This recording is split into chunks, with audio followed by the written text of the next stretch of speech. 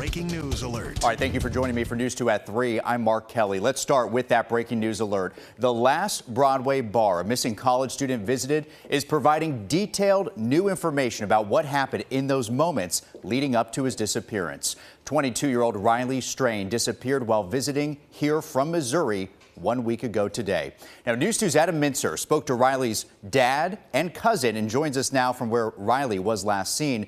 Adam, what did his father tell you?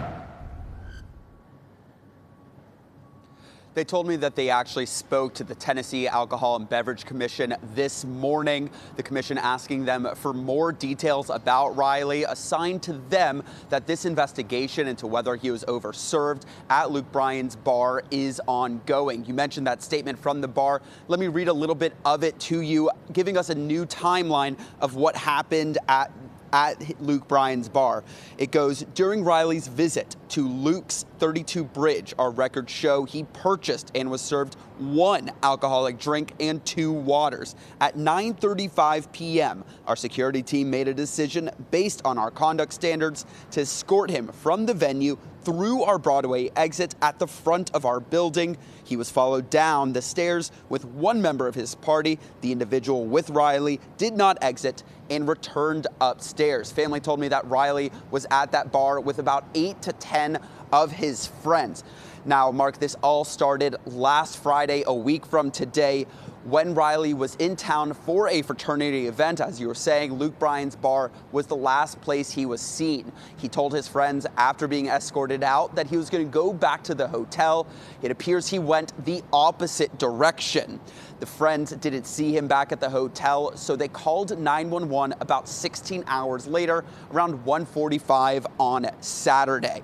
And since then, the family has been not concentrating as much about what happened at Luke Bryan's bar, but where he was last seen, saying that that is what they want to know more about.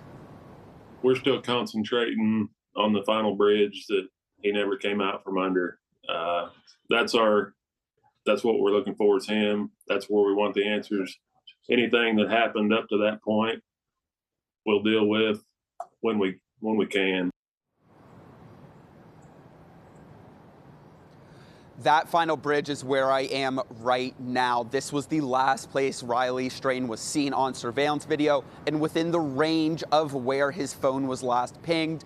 But as his father was saying, after he leaves this area, it's almost like he disappeared. So their call is for surveillance video or anyone that might have been here on First Street last Friday night between the hours of about 9:30 and 10:30 to contact police if they have any information. Mark? And Adam, we've been talking so much for the past week now about the search for Riley, but today, of course, you talked to the father, you talked to his cousin as well. You learned more about who Riley is as a person. Share that with us as well.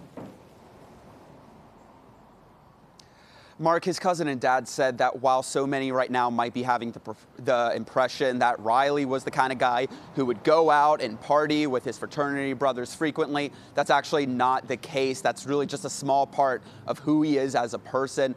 They say that he was a loving family guy, called his family 3 or 4 times a day, was talking to his mom at 7:30, making fun of her a little bit for going to bed so early on a Friday night, and was determined to be best friends with his little cousins, some of which are just 2 years old. Mark? Adam, thank you so much. And News 2 will have continuing coverage as officials work to find Riley Strain. And you could see the video timeline as well as all of our reporting right now when you go to WKRN.com.